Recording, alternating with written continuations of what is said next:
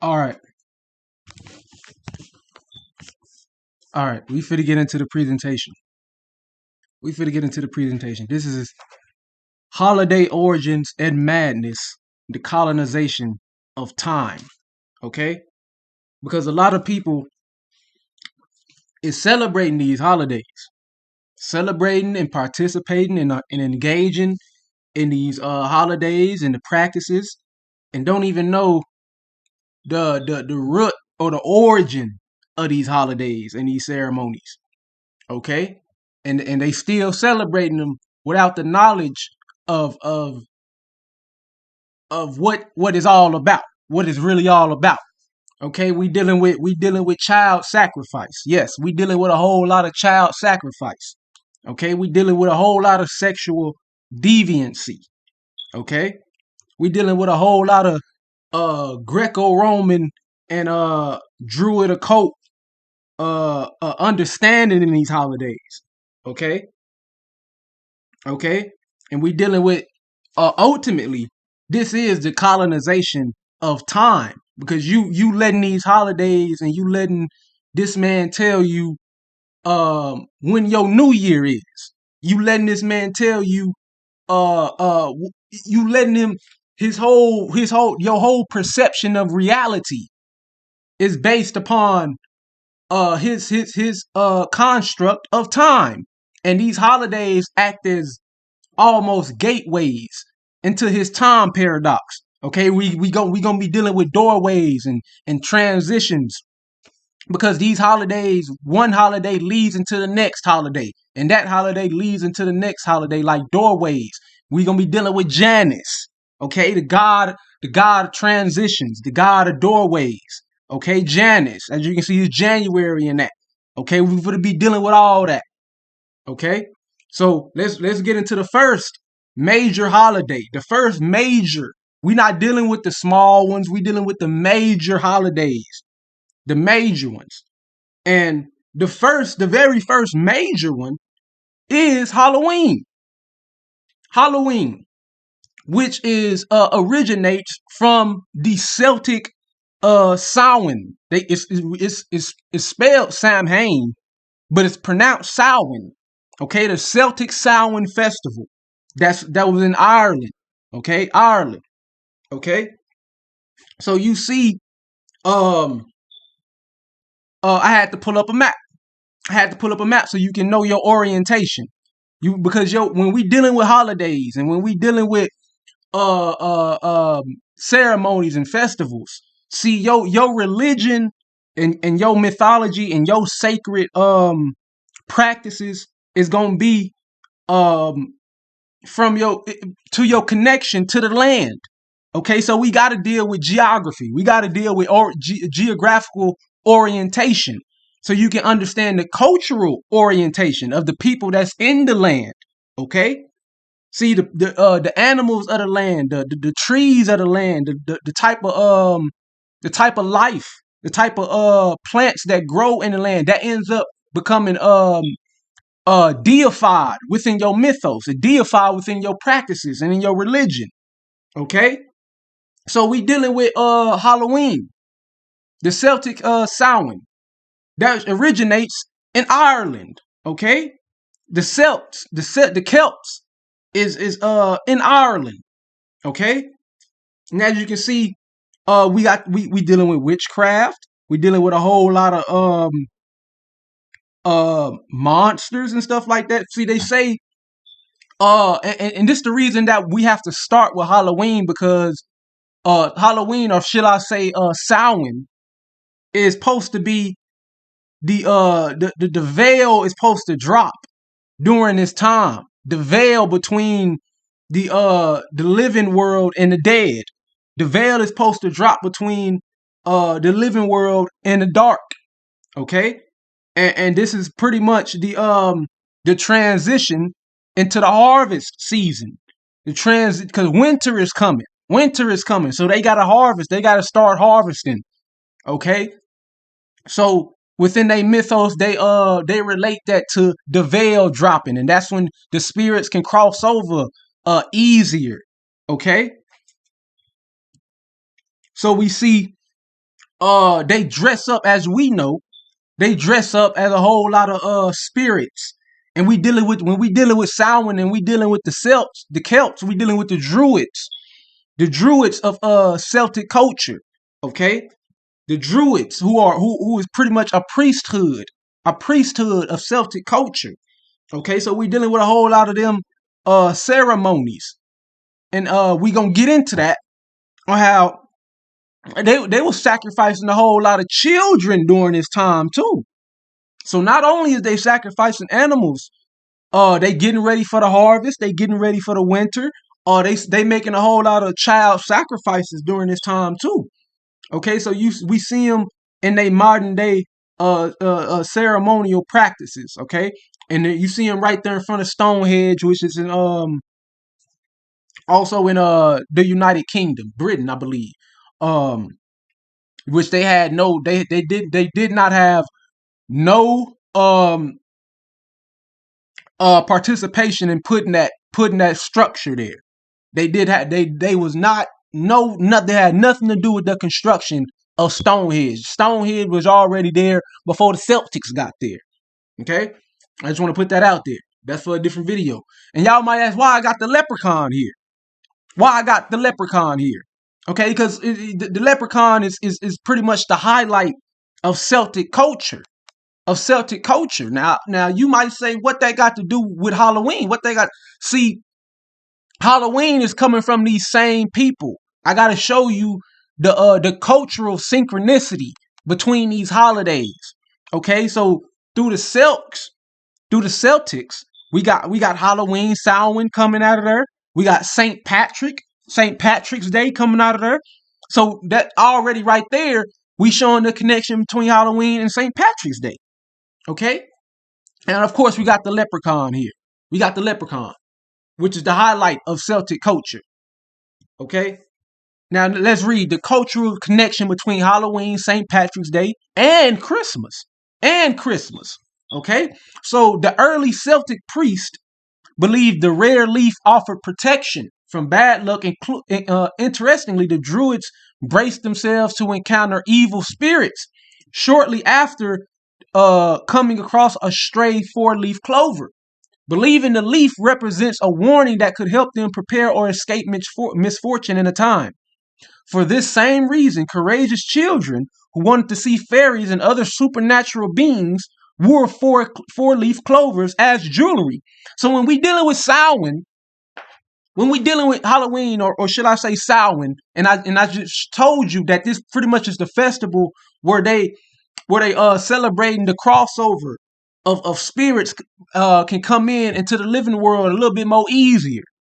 Okay, and this ceremony is held by the Druids, which is the Celtic priest. And as you can see, they wearing four-leaf clovers.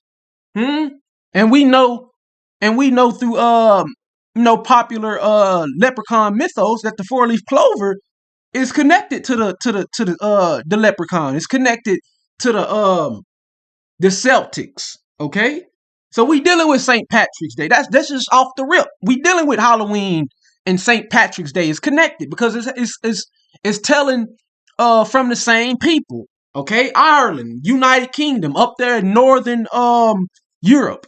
Okay, now you might ask, why you include Christmas in there? Why you include Christmas in there?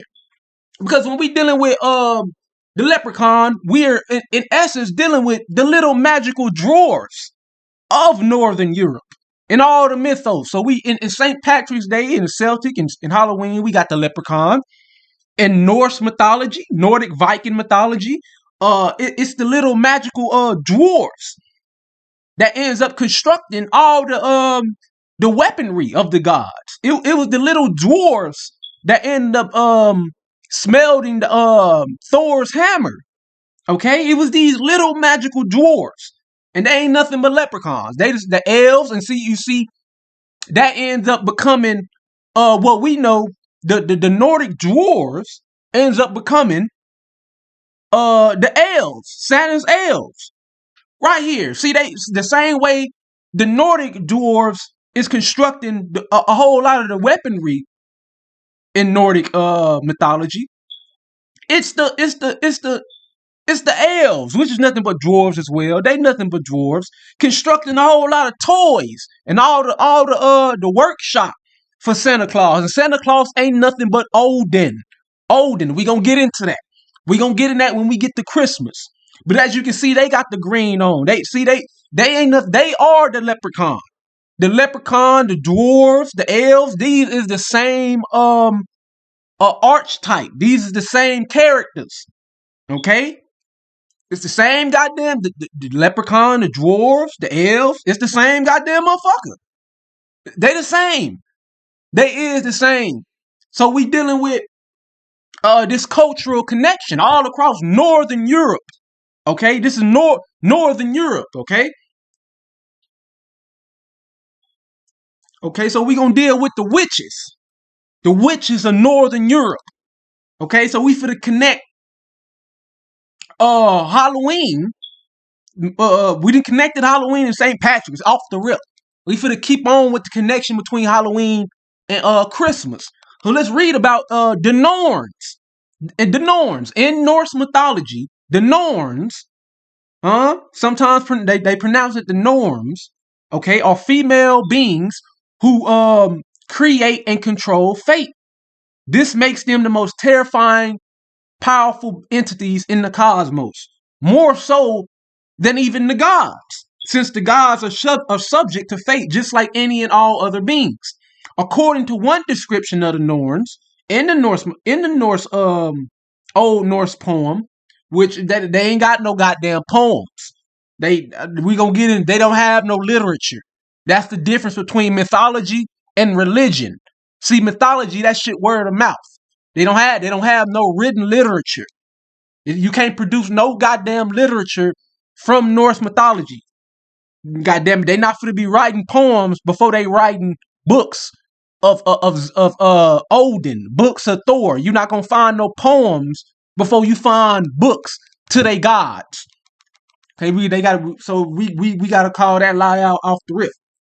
Okay, there are a great many of them, and no one knows the exact number. Some of them come from the gods, other from the elves, and still others from the dwarves. See, the elves and the dwarves is interchangeable because we just showed you in the last slide that they is the same goddamn character.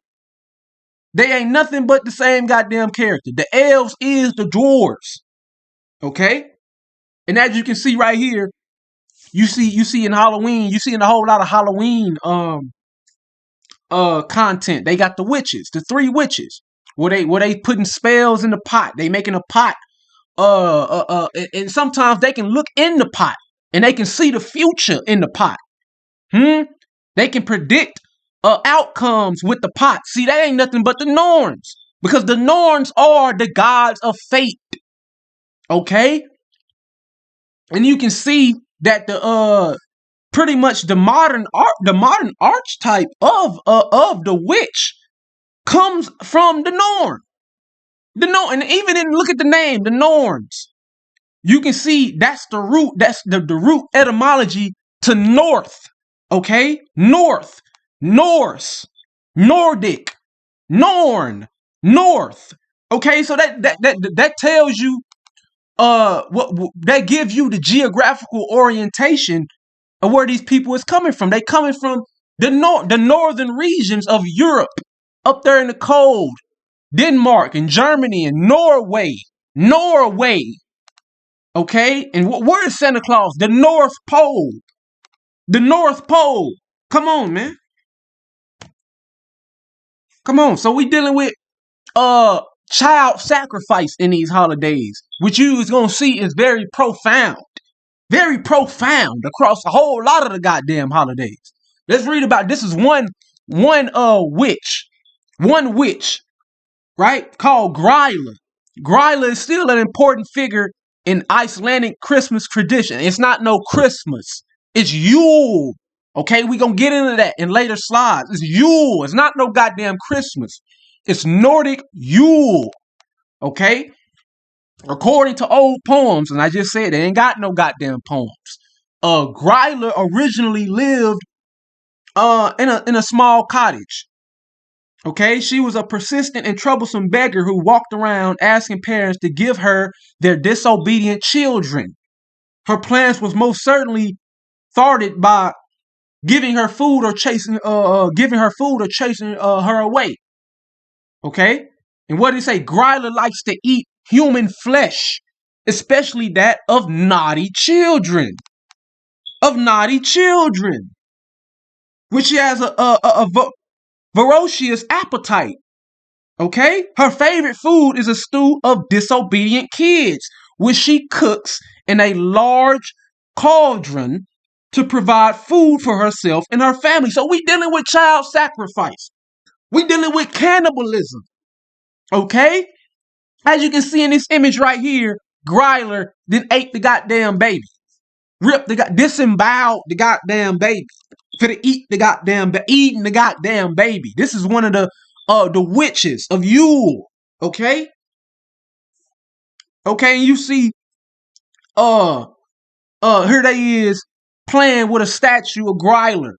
Sitting in her pot. And you would take your kids up there and spiritually sacrifice your own kids to this malevolent deity that they got up there. Playing in the damn pot. God damn it. And we going back to the Druids, okay? Because we still on Halloween. We still on Samhain. Okay, here is a depiction of you see the little boy. You see the little boy right there finna get sacrificed. They got him in sacrificial posture.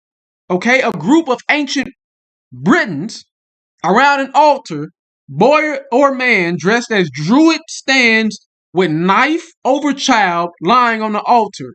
Okay? So we talking about a whole lot of child sacrifice.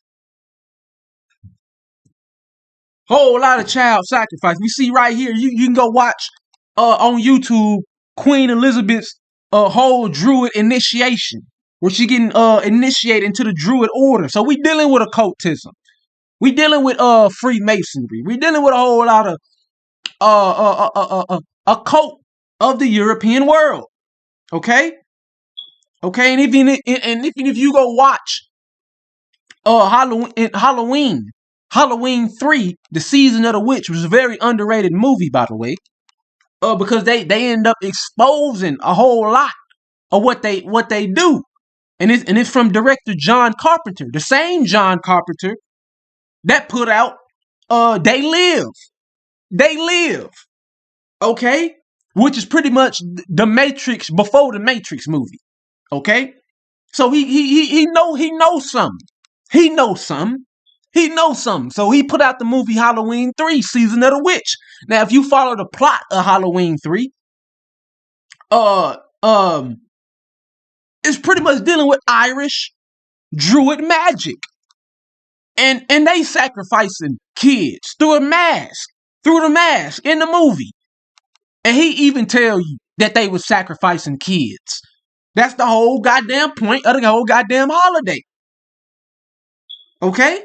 And as you can see, the Boston Celtics, and you see the leprechaun right there. You see the leprechaun in the logo of the Boston Celtics.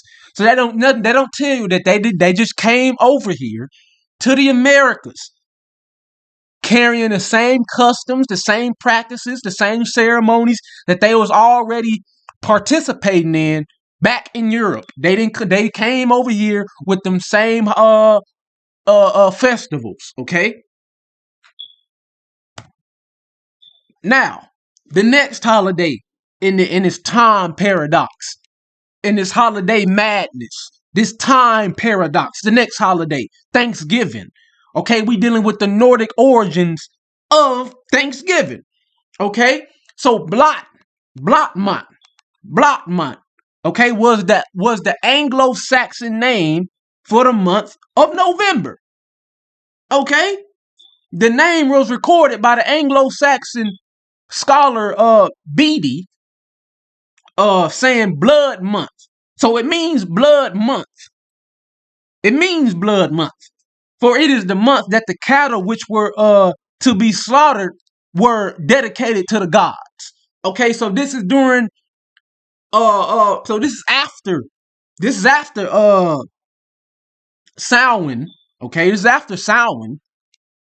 This is going into November, where they call it the blood month. Now, why do they call it the blood month? It's because they sacrificing all they cattle, all they livestock, because they getting ready for the winter. They getting ready for the winter. They don't need to care for all them goddamn animals during the winter. So they just for to slaughter all their livestock and eat it. And eat it. Okay? So blot, Old Norse, okay? We dealing with that Nordic. Okay, are religious ceremonies in Germanic paganism, even though they say paganism. Paganism is pretty much anything not Catholic or Christian, so to say. But we gonna get into it to show you that the Catholic ain't nothing but a goddamn pagan. Because Catholicism is nothing but the rebrand of Greek mythology. It's nothing but the rebrand of Greco-Roman mythology and customs. That's all that it is. And we gonna get into that. Okay? So are religious ceremonies in Germanic paganism that centered on the killing and offering of an animal to a particular being, typically followed by the communal cooking and eating of its meat. Okay? That sounds a whole lot like Thanksgiving. Okay? The killing of animals and humans. The written sources and the archaeological record indicate that in Old Norse religious practice, the sacrifice of animals, particularly pigs and horses, played a significant part in the blot. Closer in conception to a gift, it usually involved killing animals and sometimes humans in ritual fashion. So that sounds a whole lot like goddamn Thanksgiving. A whole lot like Thanksgiving. Don't you eat your goddamn turkey on Thanksgiving, eating all the meat, all your ham, all your turkey. You got a big feast. Because you getting prepared for the winter. You need to start preserving some meat. You got to eat a whole lot of get rid of all that meat. Preserve some of it for the winter coming. So this is what they was doing up there in Northern Europe. Okay, and November is the blot month, the blood month. A whole lot of sacrifices, whole lot of human sacrifice. So we got child and human sacrifice going on in Samhain, and we got some more child and human sacrifice going in to Thanksgiving, into November, in the block. Okay? Norse pagan holidays were a big part of Viking tradition.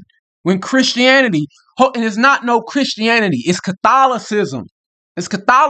Christianity is not created yet until Martin Luther. When he ended up protesting the Catholic Church. Okay, they end up a lot of them Northern Europe monarchs ended up coming together and protesting the Catholic Church because they felt that the Pope had too much power. So they ended up protesting. Look at the word. Protestant. Base word. Protest. Protestant. Okay? So they ended up protesting. And they ended up it was a political separation. And it was a power play. To create Christianity and separate it from Catholicism. Okay? So they need to stop saying Christian. It's Catholicism. Christianity come way later. Okay? So when it first reached Viking land in the mid-9th century, the Nordic peoples fought hard to retain their traditions. By the 12th and 13th centuries, most of the Vikings had been converted, but a few Nordic tribes in remote areas were able to hold on to the Nordic pagan traditions until the early 1900s. Even those that converted to Catholicism incorporated many of the traditional Norse holidays in their home. Okay, so even though they didn't convert it, they still got a whole lot of their traditional customs and their traditional practices still incorporated into the goddamn religion.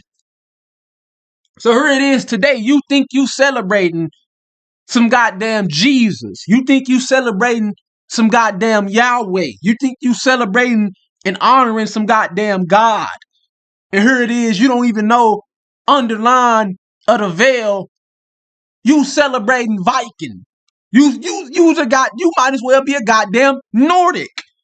You ain't celebrating no goddamn Jesus. You celebrating Odin. You celebrating Odin. You celebrating Thor. God damn it.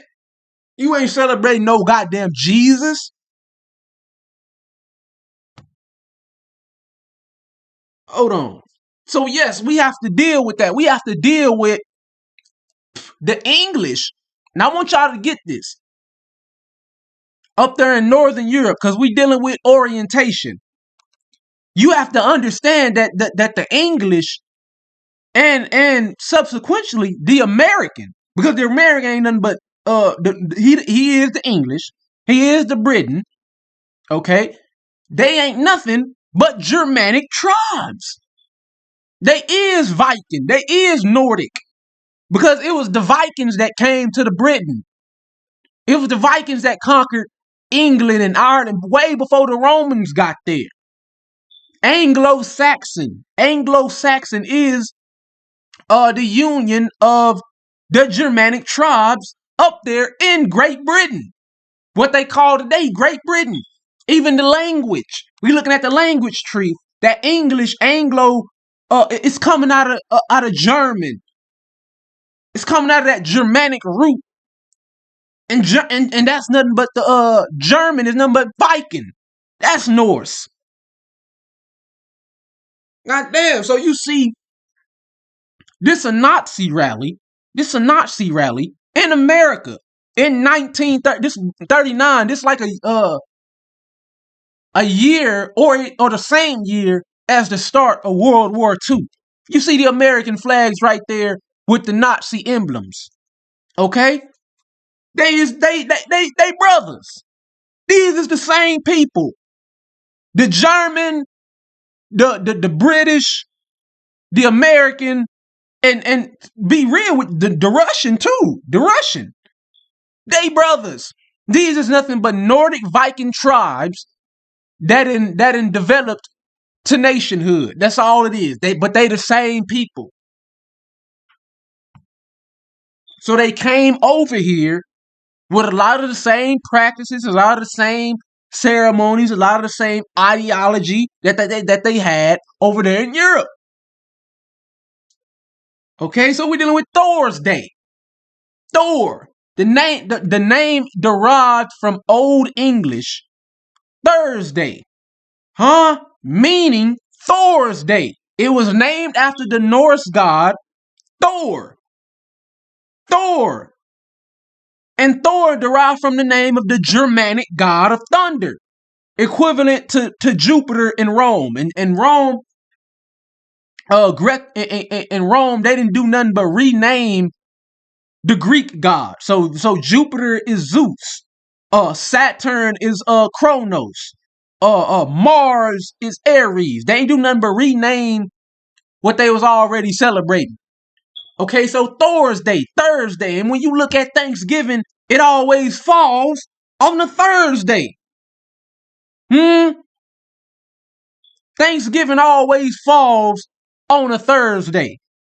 So that there speaks even more to its Nordic origins. Okay? And here it is. I got an image right here. Thor riding on his slate, riding on his goats. Okay, and that's a very important image because that's going to lead to the next major holiday, which we know to be Christmas. The Nordic Yule origins of Christmas. So you see Thor riding on his goats, and then you see Santa riding on his goats. Huh? Before it was the reindeer, he was riding on goats. Okay, and Santa Claus, he got attributes of Thor, but mainly he got the attributes of Odin. Odin, okay? He is Odin. He is Odin. Okay? Here he is riding on his goat, like Thor. You see, he got his elves with him. That ain't nothing but the Nordic dwarves. We just went over that. That ain't nothing but a Nordic dwarf. The same Nordic dwarves that's responsible for creating a whole lot of the weaponry and a whole lot of the construction for the Nordic gods. Just the same way that the elves are responsible for a whole lot of Santa's workshop and constructing of the toys for Santa Claus, who is Odin. He is Odin. Okay, so Yule. Yule is a 12-day festival beginning at the winter solstice. Yule is associated with the god Odin. Odin. Odin. So you got 12 days of Yule, the same way you got 12 days of Christmas. And here it is, you swear to your God that you's a Christian. But I can show you in all your practices where you celebrating 3, 4, 5, 6, 7, 8 gods. God damn it. You celebrating Yule. You not celebrating no Christmas.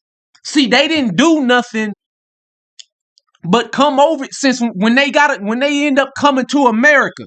And we know America to be a capitalistic nation. They didn't do nothing but commercialize what they was already celebrating. So they had to clean it a whole lot of their stuff up. You see, they had to clean up Samhain from all the child sacrifice and all that they was doing. They had to clean that up and commercialize it into Halloween. Huh? They had to clean up Yule. They had to clean up Saturnalia and make it into Christmas and Christianize what they was already celebrating. So they can present it in a sellable manner. Okay? They have to sell it. So we looking at a whole lot of imagery right here. We see this is Bale's nickel, another iteration of Santa Claus, but Bale's nickel. You see, he done tied the little boy up to the tree, beating the goddamn little boy, And see, y'all think these holidays is for the children, but they not telling you the origin. They not showing you these images. No, it's not for the children. A whole lot of children was scared during this goddamn time. They wasn't happy. Man, when that Samhain time come, they ain't happy. Cause they know they bound to get their ass sacrificed. Gryler. We just went over that. Gryler is a goddamn Yule witch. So she's out. So a lot of that energy is out during this so-called Christmas time up there in Europe, where they eating children and sacrificing children. Okay? He done got the little boy tied up to the tree. Here you go. You see the kids in the goddamn nap pack. He done kidnapped the goddamn kids. You see here it is, Krampus. Krampus. Another Yule demon that comes out around this time during Yule. You see, he kidnapping the goddamn kids. Here it is when the Romans come, they gotta implement some of they elements. So they put a saint out there, Saint Nicholas, who never existed. Even when we talking about Saint Nicholas, hold on. Even when we talking about Saint Nicholas, hold on, let me search it up because I gotta get to make sure that the story is right when I reference it. He supposedly resurrected 3 mutilated children. Hold on. According to popular legend, Saint Nicholas restored life to 3 youth who had been killed by a butcher and thrown into a picking tub. So that there speaks to child sacrifice during the medieval times of Europe. Because even in they goddamn made up story of Saint Nicholas, they got him resurrecting 3 mutilated children. How the hell you just 3 children come up mutilated? Because they sacrificing. Okay? So, and they take it. You see Krampus right there taking the children. And we already went over Santa is nothing but Odin. He is Odin. Okay? He is Odin. Santa Claus is nothing but Odin. And another name for Odin is Grimnir. Grimnir, one of Odin's names, Grimnir. He got many names of Odin. And one of them is Grimnir. Grim, the Grim Reaper.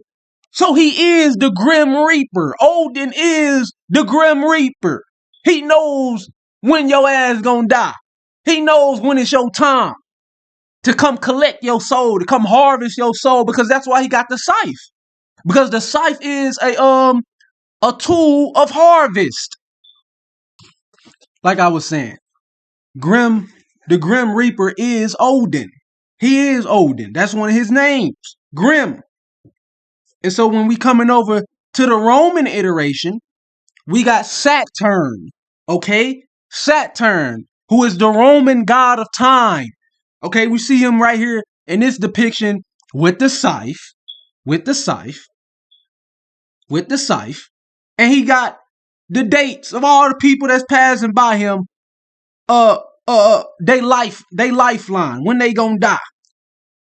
He's the god of time. He's the god of harvest. Okay? So the Roman Saturn is synonymous with the Nordic Odin. They synonymous with each other because they in their attributes they are equivalent. Okay? So let's get into Saturn. Okay, and the Roman festival of Saturnalia. Okay, now we're dealing with the Roman aspects and the Roman elements of what makes up modern day Christmas. Okay, Saturnalia is an ancient Roman festival and holiday in honor of the god Saturn. Okay, held on the 17th of December. Later expanded with festivals through the 19th. The holiday was celebrated with a sacrifice. Okay, here we go again with these sacrifices. Okay, at the temple of Saturn. Okay, followed by private gift giving, continual partying, and a carnival atmosphere. Okay, gambling was permitted. Masters provided table service for their slaves. It was seen as a time of liberty for both slaves and freedmen alike. A lot of gifts being exchanged. It was called the best of days. Okay, you get the slaves can get some slack during this time. They can get some slack. But they got what's prevalent is this sacrifice. Okay, it's prevalent through all the holidays. They sacrificing during Halloween. They sacrificing during Thanksgiving. They sacrificing during Christmas. Okay, or what's Yule or Saturnalia. Okay, so here he is. We seeing depictions of Saturn. We see him devouring his children. Okay, devouring children. Okay, so that tells you what they was doing around this time. They sacrificing children. He eating his children, Okay, so we see him here. Here he is again. Another depiction of him chewing on the goddamn baby, eating children. He's Saturn, and Saturn is nothing but the Roman name for the Greek god Kronos. And let me rephrase, the Greek titan Kronos, because the titans come before the gods in Greek mythology. So he's a titan. He predates the gods. He's a titan. He is the god of time. Even when you look at the word chronology, the etymological roots of the word is Kronos, the god of time, chronology, the sequence of occurrences and events in time. He is the god of time. Okay, so you when you celebrating these holidays, you are being trapped in this man's time paradox because he wants to be the god of time. You see him right there with the hourglass. You see him right there with the hourglass and a scythe. He is the god of time.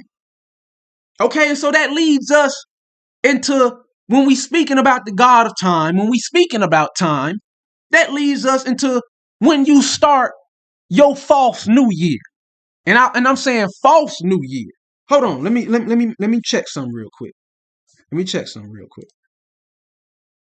Okay, we good. We talking the false new year, because it's not no new year in the dead of winter. It's not no new year. It's not no new year. Everything is dead.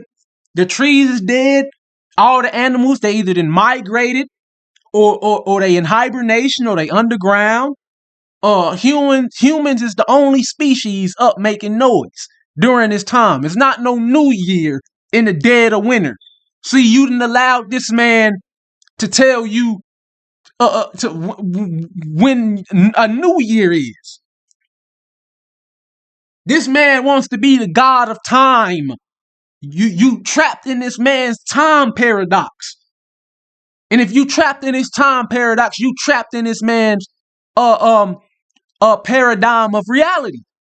So in the ancient Roman mythos, Janus is the god of beginnings, gates, transitions, time.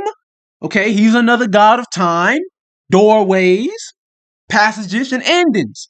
He's usually depicted as having two faces. The month of January is named after Janus. Okay, so here he is. We got a depiction of Janus. We see him with the two faces, but most importantly, we see him with the key. We see him with a key because he's the god of doorways. He's the god of transitions. He dictate what come through and what don't come through. And see, what the Romans did, all they did was revamp and rebrand what they was already celebrating, what they was already practicing, and rebrand it into Catholicism. That's all they did. So in when we look at Saint Patrick, he's supposed to be the vicar of Christ. When we look at Saint Patrick, we see they attributed a lot of the attributes of Janus to Saint Patrick. We see him with the key. We see Peter with the key. The same way we see Janus with the key.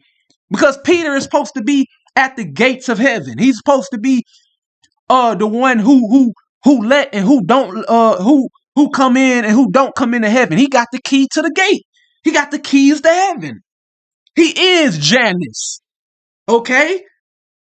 He is Janus. And here it is. We see another depiction of Janus where they include Pan. When you see that horned goat, that's Pan. And we finna get into Pan. Because he's one of the primary gods of sexual deviancy. Okay? We finna get into Pan. And if you know your astronomy, if you're knowledgeable in astronomy, you know that they named the planet Saturn after the Roman god Saturn. Okay? And one of the moons of Saturn is Janus. Another one of the moons of Saturn is Pan. Okay, so that's telling to the association between these three gods, Janus, Pan, and Saturn, that they closely associated. Because you see Janus, he's a god of time, the same way Saturn is a god of time, huh? And Pan is closely associated with them as well, and we finna show why. Because the Feast of Fools, okay, church records in the late Middle Ages mention a Feast of Fools on the 1st of January, which involved dressing up, cross dressing, cross dressing.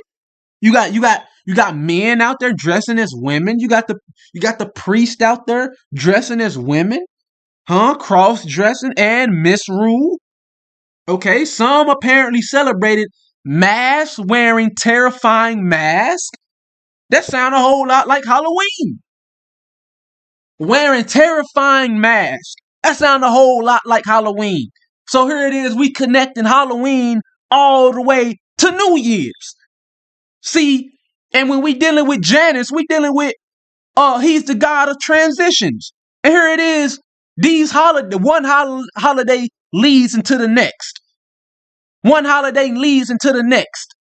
It's a time paradox because Saturn is the god of time. Okay? Celebrating masks, wearing terrifying masks, while others dressed up as women. You got men out there dressing up as women. They even ate black pudding at the altar, and that ain't nothing but blood pudding. Black pudding is blood pudding. They making a whole lot of bakeries with they blood sacrifices. They mixing the blood in they bakery. So we speaking of vampirism. They vampiric. Okay? A whole lot of cannibalistic acts during these holidays. The theme goes to extremes in eating, drinking, and rule breaking. Much of the customs in the Feast of Fools have been incorporated into modern day Carnival, Mardi Gras, and Halloween. They telling you that a lot of this shit is coming out of these out of these festivals. That they didn't do anything but commercialize what they was already practicing over there in Europe. That's all they did was commercialize it. They had to clean it up. They had to clean it up so they could sell it. So here it is. We looking at the Feast of Fools. You got they up there cross dressing, wearing lipstick, wearing dresses. They putting on masks, putting on a whole lot of masks. And this is Bacchanalia. Bacchanalia is another festival. But you see Pan right there. You see Pan. You see the horned goat right there. He engaged in a sexual act. And this is an orgy. This pretty much, that's what it is. It's an orgy. Ain't that what y'all be doing during this so-called New Year? These so-called New Years? You out there engaging in a whole lot of lust, a whole lot of sexual deviancy. And Pan is the premier god of that. Which leads us into the next major holiday. Your precious Valentine's. Your precious Valentine's Day. And its sexually perverted Roman origins. It ain't nothing but Lupercalia. Lupercalia was the ancient festival held each year in Rome on February 15th. That ain't nothing but your Lupercalia. Lupercalia was a bloody, violent, and sexually charged celebration awash with animal sacrifice, random matchmaking, So we dealing with a whole lot of sexual deviancy in these holidays now. Okay? Hold on, I'm finna go in. Let me make sure we still... Okay. Okay. We finna go in. The Greek sex god Eros, reintroduced as baby angels. Okay, so we dealing with in ancient Greece and Rome, we dealing with pedestry. What is pedestry? Pedestry in ancient Greece was a socially acknowledged romantic relationship between an adult male and a younger male, usually in his teens.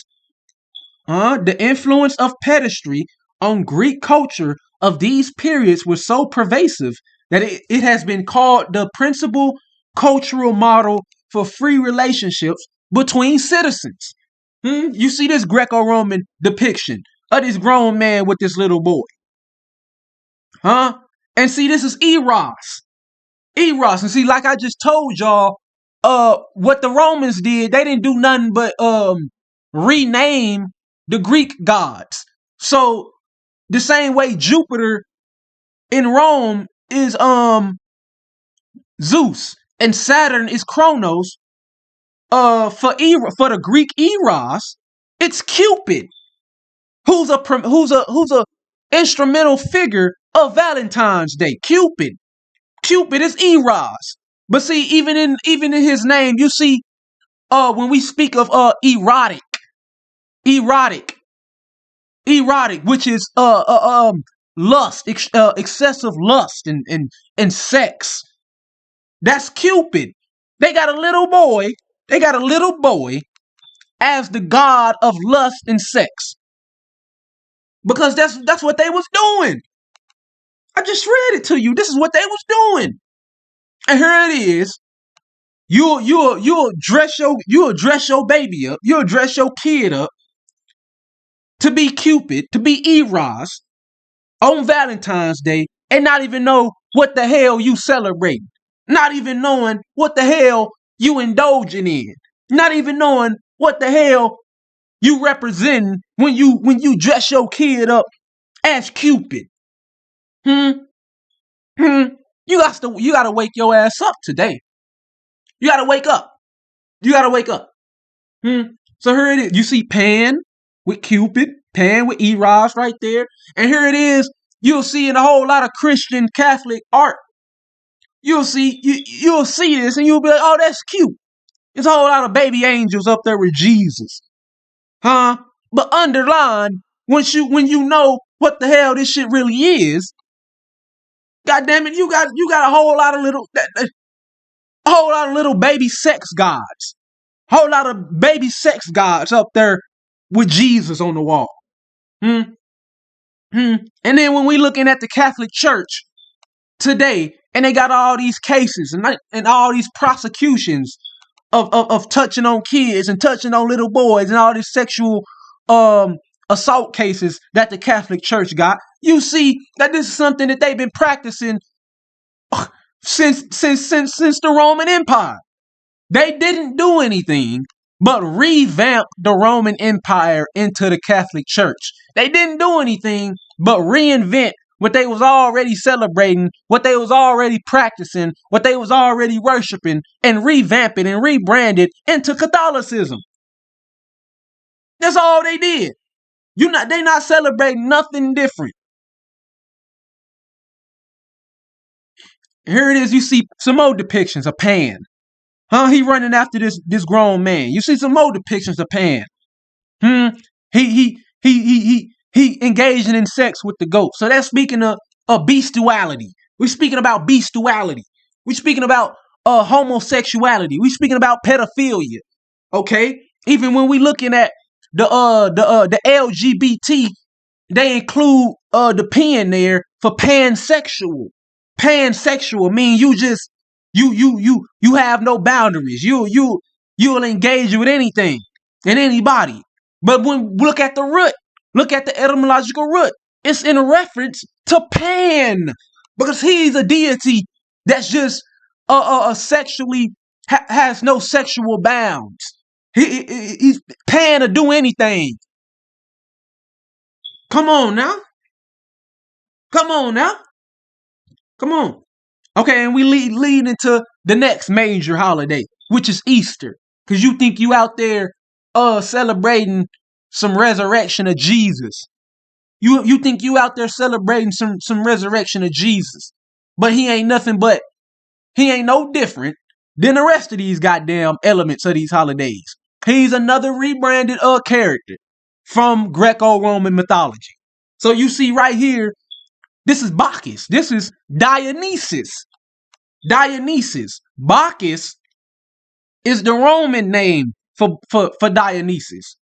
His Greek name is Dionysus. You see, he's the god of wine. Okay? He's a wine god. And you see, they didn't do nothing but rebrand that into Jesus. Jesus turning water to wine. Huh? That's Bacchus. That's Dionysus. He is Dionysus. You ain't celebrating no goddamn Jesus. You celebrating Greco-Roman God. That's what you doing.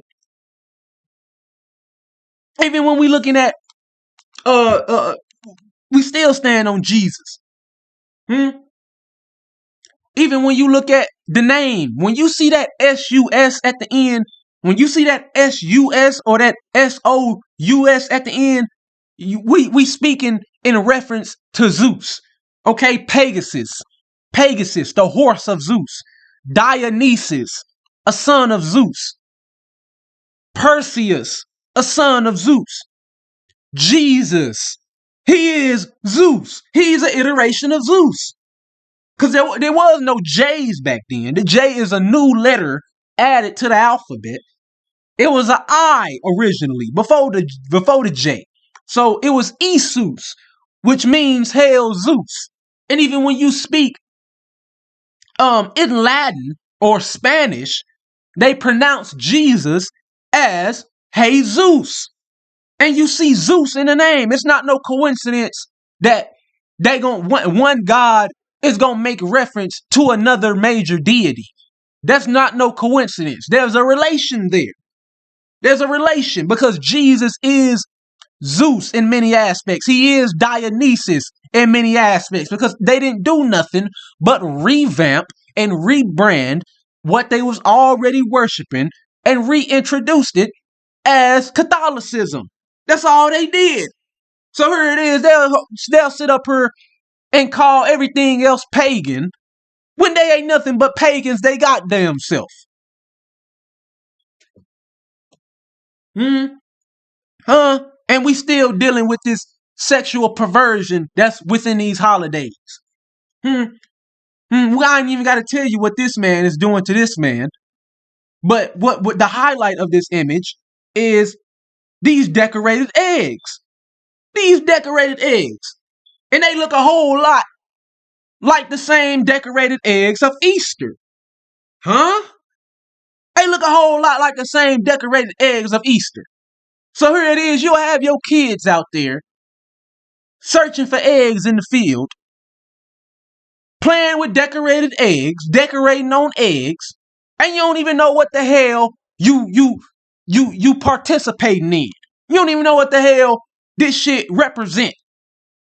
And you got your kids out there participating in this garbage. Come on, man. Come on, man. Another Greco-Roman sexually perverted depiction. You see this grown man, he done seduced a little boy with a rabbit. Ain't that your Easter bunny? That's your Easter bunny right there. You see he done seduced a little boy with a rabbit. And here we come over here, he got the little boy sitting in the Easter bunny lap. The same way, come on, man. The same way the little boy sitting in this grown man lap in this Greco-Roman depiction. So you don't even know what the hell you celebrating these holidays. You can't go against the oppressor and you still got his mind. You still adopt and you still participate in his customs. You still got his religion. You still got his practices. You still got his ideology. You still got his mentality. Come on, man. So if you stayed here and watched all this, hold on. Let me make sure. If you stayed here and you followed me through all this, and you still celebrating these holidays, you was gonna forever be enslaved to this man and his time paradox. He is the controller of your reality. You better wake your ass up.